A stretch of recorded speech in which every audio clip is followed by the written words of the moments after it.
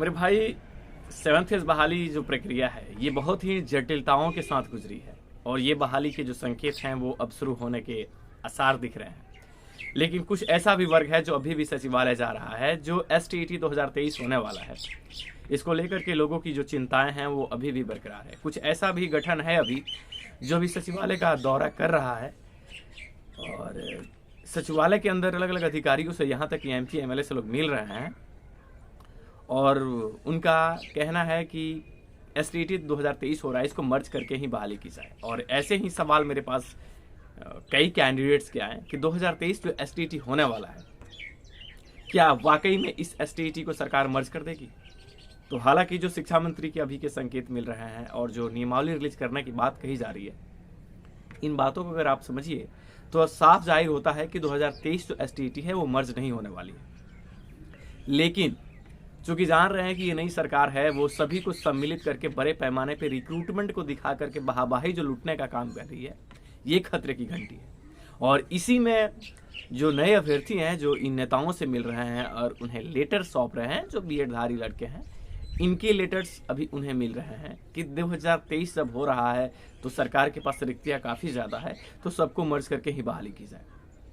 ऐसे ही मेरे पास कॉल्स जो आए हैं, तो आप सभी को मैं ये बात कहूँगा कि आप इन तमाम अभ्यर्थियों के चक्कर में ना पड़े, जो लोग लेटर जाकर के सचिवालय के अंदर दे रहे हैं, जो लोग अलग अलग नेताओं से मिल रहे हैं। हालांकि सचिवालय भी प्रॉपर वर्क नहीं कर रहा है, आप समझ रहे हैं, जब तक ये तो सत्र चलता रहेगा तब तक सचिवालय भी प्रॉपर ढंग से काम नहीं करेगा, क्योंकि जो कैबिनेट में बातें होती है सचिवालय का ध्यान भी उसके तरफ होता है।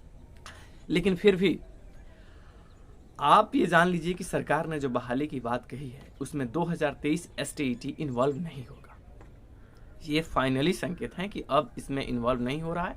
2023 जो STET होगा वो 8वें फेज के लिए होगा। उससे पहले आपकी 7th फेज की बहाली प्रक्रिया गवर्नमेंट मार्च में खत्म करने को कह रही है।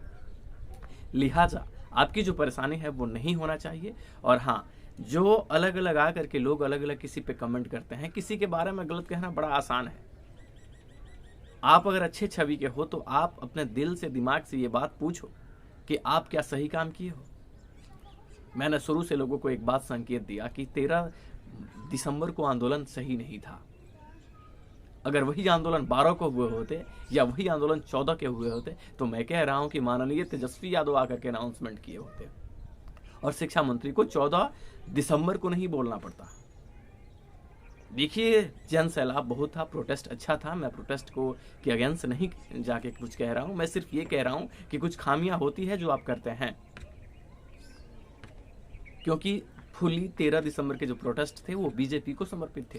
क्योंकि अगर 13 दिसंबर को ये नई गवर्नमेंट कुछ भी अनाउंसमेंट करती बहाली को लेकर के, या वो कहती कि नियमावली हम कैबिनेट के में पास करवाने वाले हैं, ये सत्र जब खत्म होता है तो इसका फुली क्रेडिट जो होता वो बीजेपी लेती।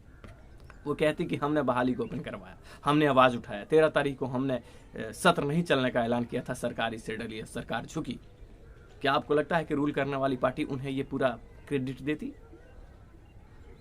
तो आप क्या है कि जिस तरीके से लोग अलग अलग कमेंट्स करते हैं, अरे आंदोलन करो, सब कुछ करो, पर तरीके तुम्हारे सही नहीं रहेंगे। आखिर एटलीस्ट मैंने जो कहा वो हुआ कि नहीं हुआ? मैंने कहा कि गर्दनी बाग से कुछ नहीं हुआ कि नहीं हुआ? मैं आपसे पूछता हूँ। मेरे स्टेटमेंट गलत नहीं होते, मैं जो बोलता हूँ वो सोच समझ के बोलता हूँ। अब मैं कह रहा हूँ कि बहाली के संकेत हैं, मैं डेट नहीं कह रहा हूँ। संदीप सौरव ने कहा 25 दिसंबर, मैं डेट के बारे में डिफाइन नहीं कर रहा हूँ। हालांकि वो MLA हैं, उनको पता है, क्योंकि उनकी भी पार्टी इसमें इन्वॉल्व है और ये महागठबंधन की सरकार है, तो उनको सब कुछ पता है। पर मैं डेट डिफाइन नहीं करूंगा, क्योंकि सरकार के कुछ अपने काम होते हैं, विभाग के भी अपने कुछ काम होते हैं, तो इसमें थोड़ी सी डिले हो सकती है। लेकिन लिहाजा आपको एक बात समझना होगा कि डेट पे मत जाइए। बहाली प्रोसेस अगर जनवरी में कही जा रही है तो जनवरी में शुरू सरकार करे बस, चाहे वो 10 जनवरी को करे, 5 जनवरी को करे, 25 दिसंबर को करे, ये मैटर नहीं करता है। बहाली सरकार अब करे, मार्च तक नए सेशन शुरू जब होता है, एग्जाम्स खत्म होते हैं, उसके तुरंत आसपास सरकार कम से कम नियोजन पत्र सौंप दे, मायने ये रखता है। मैं कभी भी आंदोलन के अगेंस्ट नहीं हूं, मैं अब भी आंदोलन के साथ हूं, आंदोलन के तौर तरीके सही नहीं हूं। आपको क्या लगता है?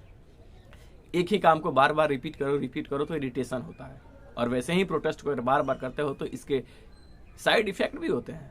और तुम्हें लगता है कि 13 दिसंबर के इतने बड़े सैलाब का नतीजा क्या इतना ही होना चाहिए था? और अगर इसके नतीजे बहुत बड़े नहीं हुए तो कहीं दोष था? आज जितने लोग मुझे उल्टा पुल्टा आकर के यूट्यूब पे तुम लोग बोल रहे हो, तो तुम्हें एक बात बता दूं, तुम्हारे पूरे प्रोटेस्ट से गर्दनी बाग में मैं 3 दिन पहले से तुम लोगों के अनाउंसमेंट करता रहा, बोलता रहा कि तुम्हें गर्दनी बाग प्रोटेस्ट नहीं करना है। मेरा बात हुआ कि नहीं हुआ? बड़ा सचिवालय दौरा करना बड़ी बात नहीं है। कहाँ क्या कर रहे हो ये भी तुम्हें मायने रखता है कि तुम्हारे डायरेक्शंस हैं, तुम्हारी जो रणनीतियां हैं वो कैसी हैं। तुम वही बंदा है ना, तुम लोग जो सिर्फ चिल्लाता है और कुछ तो हो नहीं सकता तुमसे, और क्रेडिट ले रहे हो। प्राइमरी वाले बच्चों का शुक्र करो जिन्होंने एक रात पहले पूरी प्लानिंग की, और प्लानिंग के तहत उन्होंने 13 दिसंबर को सुबह में अलग अलग टुकड़ियों में बटे थे और एकाएक वो लोग डाक बंगला चौराहा पर एकत्रित हुए और उनके भीड़ में घुस करके बाहाबाही लूट रहे हो। और तुम्हारे प्रोटेस्ट में लोग क्यों नहीं गए तुम्हें पता है? क्योंकि तुम्हारी रणनीति थी वो पूरी तरीके से फेलियर थी। खैर, मैं इस बात पे अब चर्चा नहीं करना चाहता, क्योंकि जो लोग तुम्हारे साथ गए, जो लोग जाते हैं, उन्हें तकलीफ होता है, वो जूझ रहे हैं अपने लाइफ से, और तुम उनके लाइफ के साथ खेल रहे हो। इस बात को याद रखना, किसी के लाइफ के साथ खेलना ये अच्छा नहीं है। बहाली प्रोसेस तो हमारी हो ही रही है, लेकिन ये काम अगर बहुत पहले हुआ होता तो बहुत कुछ हो जाता। और जितने लोग मुझे कहते हो कि मैं सिर्फ बोलता हूं, मैं बोलता नहीं हूं। मैं उन कुत्तों के फौज में शामिल नहीं होना चाहता जो गलत तरीके से काम करते हैं। मैं किधर जाता? प्राइमरी के प्रोटेस्ट में जाता या माध्यमिक के? प्राइमरी के प्रोटेस्ट में जा नहीं सकता, क्योंकि माध्यमिक वाले कहते हैं कि मेरा कोई भरोसा नहीं है।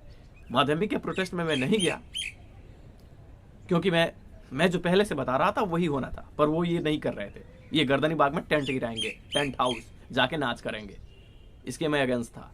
तो बेटा, किसी पे क्लेम करना बड़ी बात नहीं है। तुम्हारे संकेत, तुम लोग के चंदाखोरी का जो खेल है, यही तुम लोगों को बर्बाद किया है आज तक।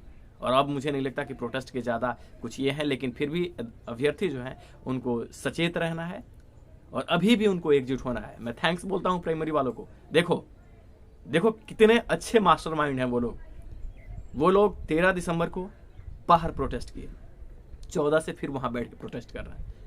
ये अच्छा तरीका है, लेकिन तुम लोगों से ये नहीं हो सकता। लेकिन अगर सरकार इस जो कह रही है दिसंबर में बहाली प्रोसेस को अगर डिले करती है, तो तुम्हें बहाली के लिए प्रोटेस्ट के और भी तरीके बदलने होंगे।